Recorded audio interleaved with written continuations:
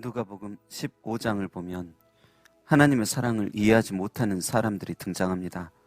2절에 보니까 세리와 죄인들이 예수님과 함께 식사를 하고 있습니다. 그런데 그렇게 행복한 식탁 옆에서는 바리새인과 서기관들이 짜증을 내며 원망을 하고 있습니다. 왜 원망하고 있을까요? 예수님께서 우리가 싫어하는 사람들과 함께 있다는 그 자체가 싫은 겁니다.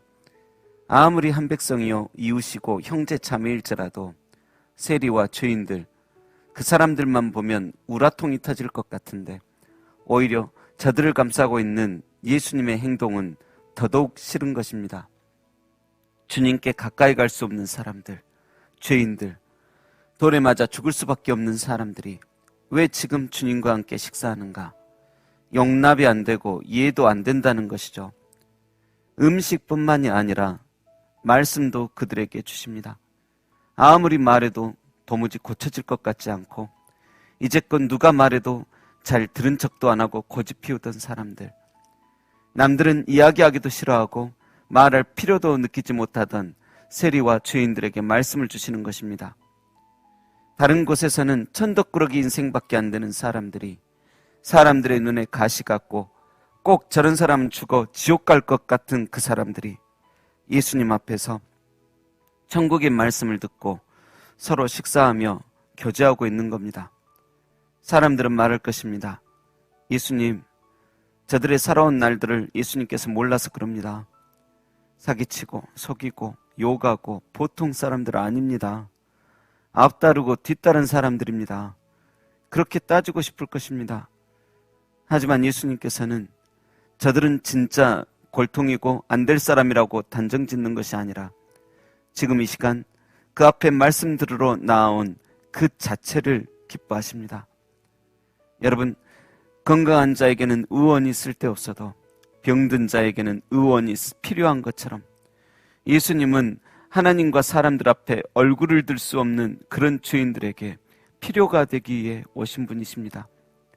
예수님은 자칭 의로운 사람들, 착한 사람들만의 주님이 아니라 허물과 죄로 죽은 우리들을 살리시기 위해 오신 분이심을 믿으시길 바랍니다.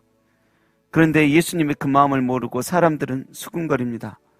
그러자 그들의 수군거림을 들은 예수님께서 유명한 길 잃은 양에 대한 말씀을 하기 시작합니다. 얘들아, 너희 중에 양 100마리가 있는데 한 마리를 잃었다면 찾으러 가지 않느냐?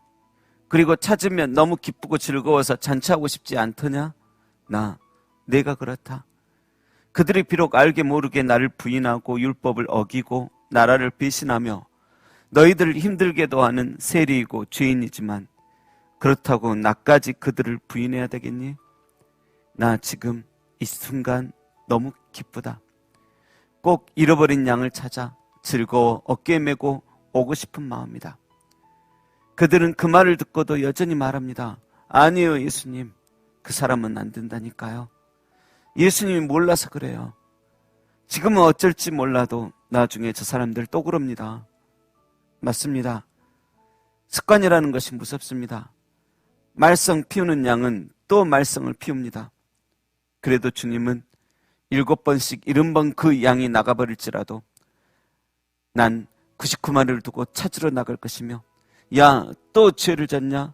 또 방황이냐? 하며 때리고 밟고 내가 너 때문에 못 살아 하며 분해하는 게 아니라 난 또 방황하다 나간 잃은 양 너를 찾으러 나가고 발견하고 다시 즐거워 어깨에 메고 집에 오며 또 잔치할 것이다 말씀하십니다. 여러분, 우리가 하나님의 사랑을 이해하지 못하면 우리는 늘 바리새인과 서기관처럼 늘 불평하며 수군거리게 되어 있습니다. 용납을 못하게 되어 있습니다. 15장 11절 이하에도 떠나간 양이 있습니다. 같은 형제이면서도 성품부터가 뭔가가 틀립니다. 같은 핏줄인데도 형하고 차원이 틀립니다. 형은 성실한데 둘째는 게을러 터져서 노는 것만 좋고 자유한 것만 좋습니다. 뭔가가 많이 틀립니다. 아마 둘째는 성실하시고 인품 좋으신 아버지, 또 순종자라고 성실한 형 사이에서 많이 고민했을 수도 있습니다. 자기가 생각하기엔 양이 근본적으로 아닌 것 같다고 생각했을 수도 있습니다. 영적으로나 육적으로나 하나가 되지 못하고 겉돌더니 결국 아버지에게 미리 내가 받을 유산 달라고 난리치더니 그것을 받고 먼 나라에 가서 게으르고 노는 것 좋아하고 순종을 비웃는 사람들끼리 만나 허랑방탕하며 삽니다. 우리 집에는 늘 거룩 분위기였는데 이곳은 나와 본질상 기질이 비슷한 그런 친구 만났다고 좋아서 가진 돈 가지고 진이 빠지도록 놉니다.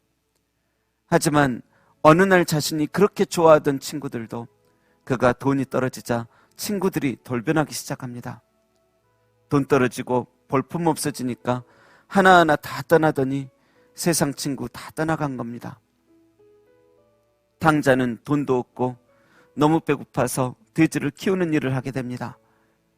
그때 알았을 것입니다. 허랑방탕하게 사용한 돈 하나하나 얼마나 귀중했던 것인지.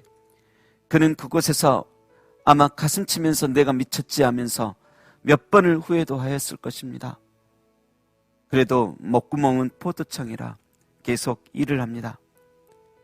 하지만 일을 해도 끝이 없고 여전히 모아지는 것도 없고 늘 배고픕니다. 그러면서 그제서야 아버지의 집을 생각합니다. 고난이 오니까 비로소 핏줄이 땡깁니다. 그때 둘째 아들은 깨달았습니다. 자기는 순종 못하는 염소 같은 놈이고 질적으로 자기는 아버지와 형과는 다른 존재인지 알았는데 세상을 알고 보니 고난을 당해보니 눈물을 흘려보니 역시 자기는 어쩔 수 없는 아버지의 자식이요 형의 동생인 것을 알게 된 것입니다. 그래서 드디어 둘째는 아버지에게 다시 돌아갑니다. 그런데 아버지께로 용기 내서 돌아왔는데 바리새인과 서기관처럼 텃세 부리는 형이 있었습니다. 형이란 사람이 오랜만에 돌아온 그 동생의 영혼 불쌍하게 가련하게도 여기지도 않는 것입니다. 저런 세리와 죄인 같은 녀석에게, 영양가 없는 이 녀석에게 아버지가 옷사입히고 가락지 끼우고 함께 기뻐하며 식사한다고 짜증내고 있는 사람이 있습니다. 마치 서두에 예수님께서 죄인들, 세리들과 함께 식사하고 말씀 전한다고 비웃고 어처구니 없어 하는 것처럼 돌아온 아버지의 집에 큰 형이 그러하고 있습니다.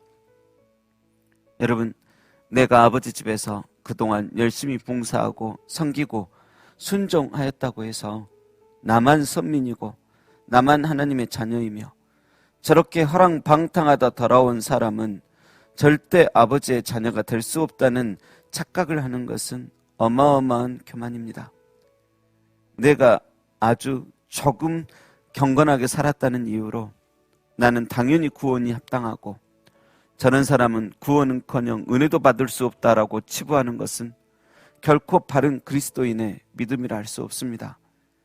우리 예수님은 어떻게 사셨습니까? 예수님은 그분이 가지고 있는 능력으로 하늘에서 불을 내려 그들을 태워버리며 나는 이 정도다 말하지 않으시고 종된 마음으로 하나님의 명령을 묵묵히 수행하시며 비웃는 저무리들 불쌍히 여기시며 기도하셨습니다. 여러분, 종된 자의 마음은 첫째 형처럼 바리새인과 서기관들처럼 남들 눈에 안 차서 짜증의 연속을 살아가지 않습니다. 부디 모두가 바리새인과 서기관처럼 또 첫째 형처럼 너무 판단하며 살아가지 마시고 좋던 밉던 간에 우리가 만나는 많은 사람들에게 복음 전해주고 기도해주어 그 영원한 새 나라에서 별과 같이 영원토록 빛나는 모두가 되시기를 주님의 이름으로 축원합니다. 기도하겠습니다. 주님의 마음을 주옵소서. 나만 선민이고 저 사람은 무조건 지옥 백성이며 나만 많이 알고 저 사람은 배워도 안 될 것이며 나만 잘하고 저 사람은 해도 안 될 것이라는 그런 눈과 마음과 입으로 살아가지 않게 하옵소서. 알고 보면 나도 탕자였는데 그럼에도 불구하고 그렇게 날 사랑해 주시고 구원해 주셨는데 그 사랑이 다른 이에게는 절대 안 통한다는 그런 교만한 이는 되지 않도록 도우소서. 나를 정죄하시기보다 나의 죄를 씻어주고 기다려 주시며 그 피를 흘려 나를 위해 돌아가신 엉망이던 내 이름도 생명책에 기록하신 예수님의 이름으로 기도합니다. 아멘.